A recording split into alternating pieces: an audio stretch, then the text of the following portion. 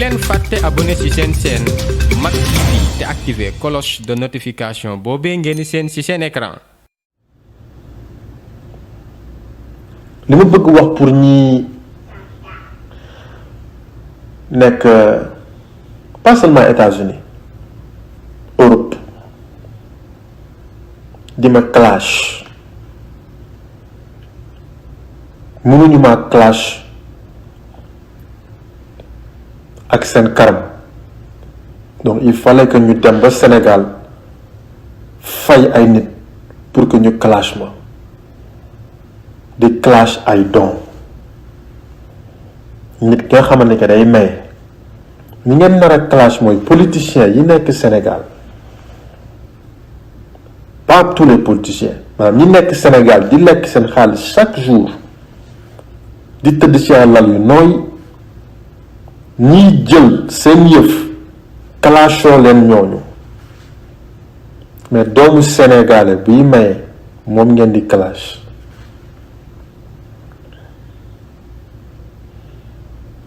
Amul benn sens. Man amul problème yëpp mën na ñëw, mais dama bëgg yéen ñiy seetaan jeunes yi ngeen jàngat ci benn gëm seen bopp, ñaar ngeen xam ni que soo leen jógee pour def lu baax di ngeen am ñuy ànd ak yéen, di ngeen am ñu dul ànd ak yéen. sama turandoo ki gën ci mbindeef yi am na ñu àndul woon ak moom. Donc soo leen amee un but bien déterminé da ngeen koy topp ba mu sës. man du ma déglu kenn waaye maa ngi gis lépp, mais yéen en tant que jeune il faut que ngeen jàngat ci lii. yàlla li may na ma ko ba pare, li ma nar a am bind na ko ba pare. mooy dañuy jógee ci benn dëkk boo xamante ne que dëkk bu ma bëgg man personnellement, you know, en tant que sénégalais, mais dañu jógee ci dëkk boo xamante ne dañu am suñu culture, dañu am suñu réalité. ci biir culture bi, ci biir réalité bi am na li ma doon expliquer mooy dañuy jógee ci benn dëkk boo xamante ne que dëkk bu ma bëgg man personnellement, you know, en tant que sénégalais, mais dañu jógee ci dëkk boo xamante ne dañu am suñu culture, dañu am suñu réalité. ci biir culture bi, ci biir réalité bi am na lu ci baax, am na lu ci baaxul, comme bépp dëkk.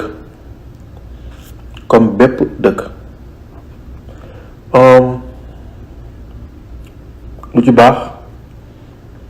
dëkku teraanga, dëkku partage, loolu laa doon expliquer sànq. you know, Sénégal da ngay dugg ci kër nit fekk la ñuy añ, ñu woola dara kaay añ. c'est pas parce que sa kër amul lekk wala fi nga jóge amul lekk, mais seulement esprit de partage boobu noonu mooy law, you know. Donc loolu noonu dafa important, important. Partage nag warut a nekk ci lekk kase, partage dafa war a nekk ci lépp, même tamit di xelal nit, you know, nga xam lu baax di xelal sa beneen moroom mu jullit lu baax, loolu tamit ci partage d'intelligence la bokk.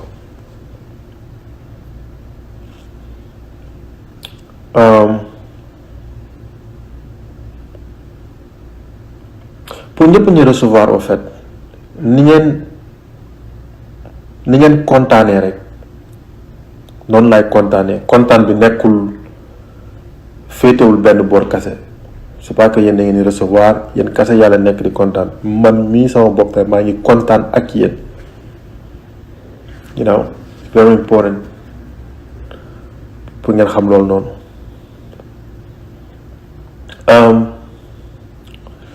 beneen point bi mooy bi ma xam nga sooy def lu baax moom di nga ci dégg lu ne di nga ci gis lu ne man xamoon naa loolu au départ xamoon naa ni que naa ci dégg lu ne naa ci gis lu ne mais ma jàpp téye fi ma téye rek ba léegi.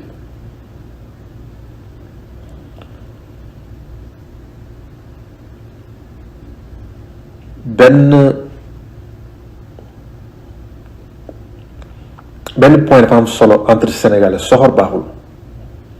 dafa am benn point boo xamante ni que ci biir société sénégalaise muy soxor maanaam yéene maanaam soxor daal en général parce que façon soxor yi bëri na anyway dafa am benn point boo xamante ni que c'est très dangereux au fait parce que soxor mën na jur lu ne te seytaane dafa bëri doole seytaane dafa bëri doole. man jullit laa dama gëm yàlla te gëm ni que man sama wërsëg yàllaa ko yore du ma déglu kenn du ma xool kenn li ma bëgg def dama koy def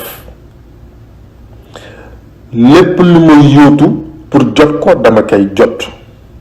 su ma ko jotulee ma xam ni que yàlla moo ko dogalee noonu sama wërsëg nekku ci walla bokkul ci sama jaar-jaar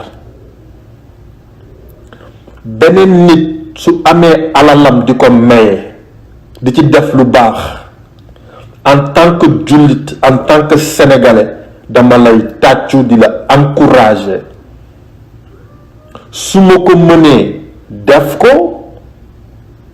su ma ko mënul toog di la tàccu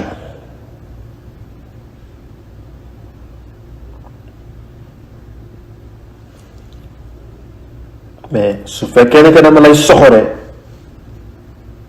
dafay yomb seytaane dugg sama xol di ma def loo xamante ni que amul benn sens